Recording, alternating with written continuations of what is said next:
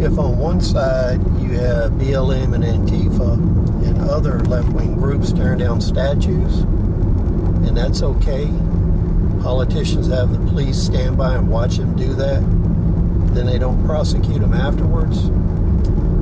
And the municipalities, cities, states, they fail to protect these statues or other forms of plaques, signage, anything like that. While on the other hand, you have murals and other forms of street art and decoration that is made by BLM, Antifa, and other left-wing entities. And for instance, in New York, they're arresting people for destroying those political statements. So, in arresting people for doing this and actually guarding these street art,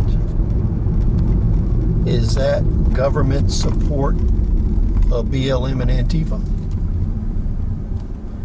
That's one thing to think of. Because when you're looking at this situation, if the government protects one set of political statements, figurines, paintings, statues, but not others, that's tacit approval and support of one political group or the other. So the big question that comes to mind here, is this a separation that's moving toward irregular warfare and civil war? Because treating symbology of both sides differently, not protecting one but protecting the other, that's a direct violation of the Constitution of the United States.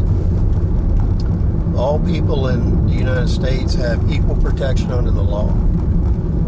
And since all of these statues, paintings, murals, street art, these are all political statements. So if they don't have common protection and people don't have common rights, where are we at? Is this the sides of the United States breaking up into a civil war? If the government's taking sides, it's definitely breaking up into a civil war. So when we're looking at the situation here, if the government allows certain things to be torn down and there's no prosecution, no stopping it, while on the other hand, they actually defend, protect, guard, and prosecute people for destroying other political objects, this is actually a catalyst for war. If both sides are not treated equally, then that's government sponsorship. And you can see that states and various governments are taking different sides in this conflict. And what's going to happen is, in all of these conflicts, what always follows is the innocent, the uninvolved, they always bear the brunt, the damage, and the death. Most of the time, the players that are fighting are not fighting for the real reasons that the leadership has them fighting. When people go to war, the people actually fighting the battles usually are fighting for different things than the people that started the war and the politicians that promoted it. So where is the gain here? Another way of looking at this is all of this street art, all of these statues, they're all graven images.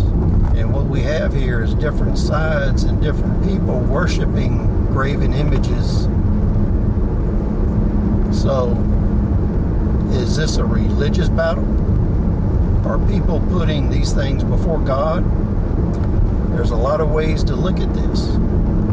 That's why it's so controversial. But what I do know is this is causing a lot of division that's leading us in the wrong direction.